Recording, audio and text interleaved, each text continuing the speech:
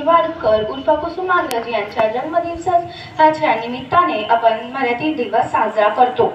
माझ्या मराठी मातीचा लावाला कास तिला, माझ्या मराठी मातीचा लावाला कास तिला, हिच्या संगाने जगल्या दऱ्या खोल्यातील शिला, हिच्या कुशीत जन्मले काले कणकर हात, ज्यांच्या दुर्दम धीराने केली मृत्यूवरील मात, ज्यांच्या दुर्दम धीराने केली मृत्यूवरील मात। कुसुमाग्रज यांच्या या ओलींनी अवघ्या मराठी जनांना अभिमान दिले आहे।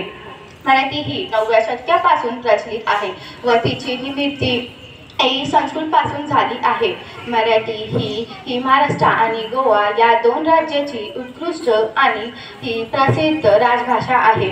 मराठी ही भारतातली तिसरी भाषा आहे। मराठी भाषेच्या संवर्धनासाठी आपण सर्वांनी मराठीचा जास्तीत जास्त वापर केला पाहिजे, तरच मराठी भाषा दिवस साजरा करण्याचा खरा अर्थ प्राप्त होईल। धन्यवाद।